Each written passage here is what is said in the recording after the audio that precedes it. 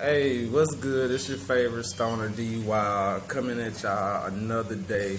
Hoping y'all having a blessed day. It's a beautiful Valentine's Day, man. The sun is shining, the birds is chirping, the dogs is barking as you can hear it. The lizards is running around doing their thing, man. Shout out to everybody in a relationship. Shout out to all the side chicks. Shout out to all the side niggas, the exes, the friends, side pieces, whatever you want to, whatever your title is, man. But we coming back at y'all, another session of Learn and Burn. Yesterday's session was so good, man. If this is your first time to the channel, I will tell you I'm not a YouTuber. I'm just an independent artist trying to kick free game back to my other independent artists out there to get them a step ahead. If you're new, like the video, subscribe, share the video.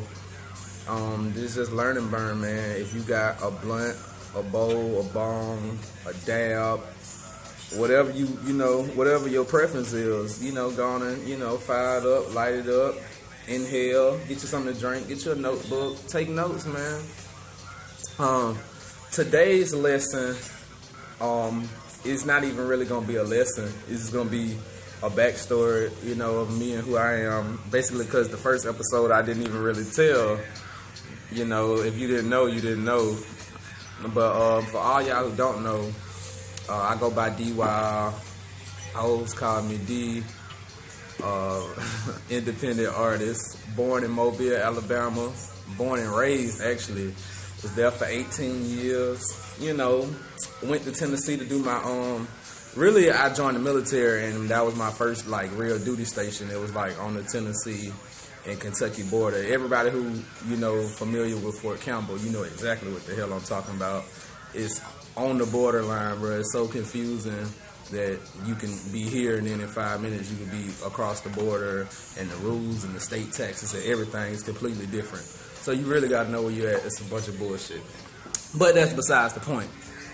But yeah, I was out in Tennessee, Clarksville, Tennessee, which is 40 miles north of Nashville. So I was really back and forth in Nashville, and then my last year and a half in Tennessee, I was just predominantly in Nashville until I got down here in Florida. But yeah, I was in the military. Shout out to all the people, anybody, all the veterans out there, all my people serving active duty, reserve. Salute to you, man. More power to you. I know what you're going through. I know the struggle. It just wasn't for me. You feel me? But anyway, I was in the military for about 3.5, 4 years almost. Yeah, my first contract. I deployed to Afghanistan for 9 months. Met a lot of dope ass people. Met a lot of bullshit ass people. Had a lot of fun moments, a lot of horrible moments. But all of y'all, it was a great experience. It was what it was. It taught me a lot, and it made me mature.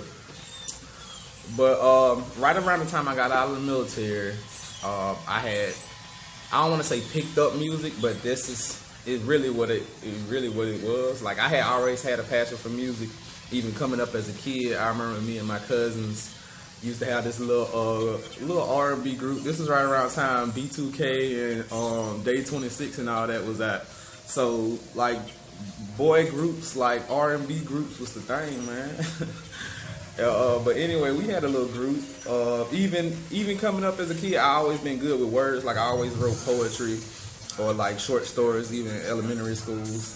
All my teachers would always tell me I was so good with words, so good with stories. And I always had a passion for it. And I always loved music anyway. But coming from Mobile, Alabama, you really just put on whatever your cousins put you on, whatever your big brother, big sister put you on. And then me personally, I was always my daddy was always taking us back and forth to different places. Shout out to everybody with a daddy. But he was always taking us to different places, and he was an old head, so he was always listening to old school from the 70s, 80s, 90s. You know what I'm saying? He was even All Blue Saturday in Mobile. If anybody remember that, then you was just cruising, grooving all day while you was cleaning the crib or whatever you was doing. So that's kind of where I got my sound from, man. My big brothers, big sisters, my cousins, what me and my homies was playing in school.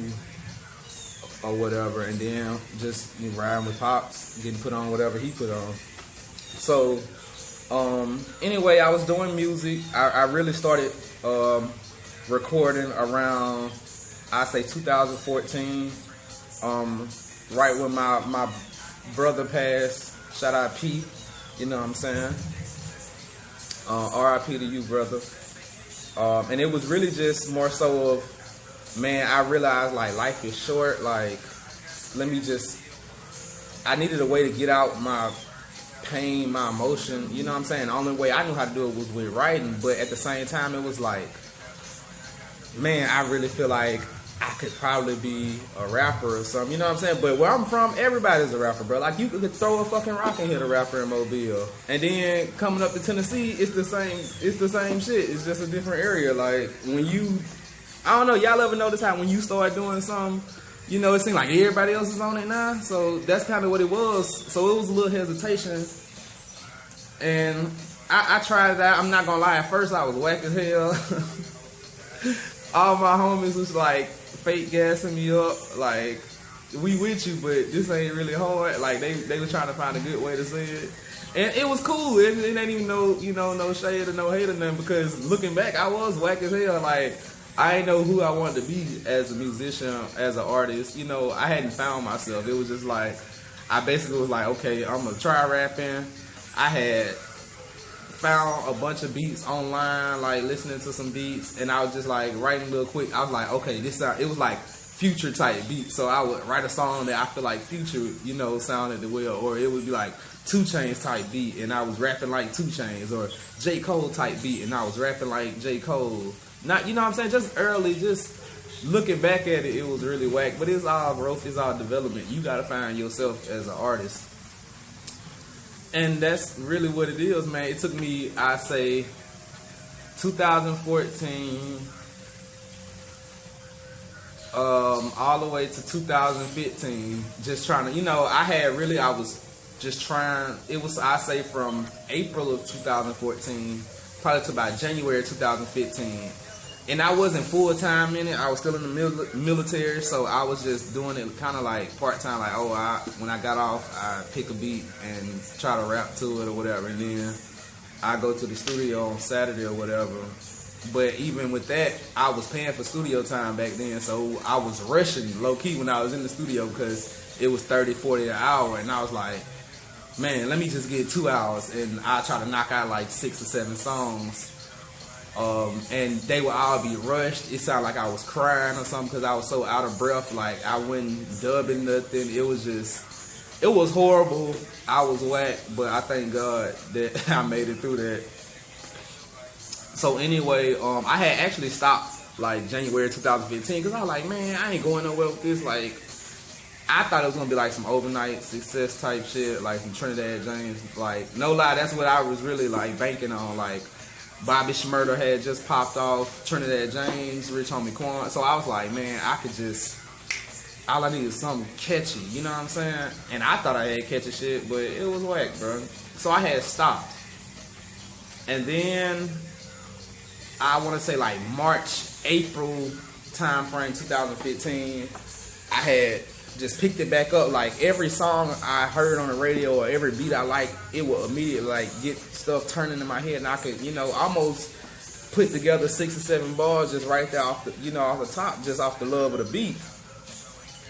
And I was like, man, you know, let me just try it again or whatever, but this time I'm gonna really, you know, do me. So I was trying, you know, recording, got back into it. At this time I had linked up with my partner VK, who, this was before like he stopped charging me for studio time, and I was going to him, but it was cheaper than what I was going to before, so it gave me the ability to relax. And that don't sound Be right. sure to like and subscribe. Part 2 coming soon.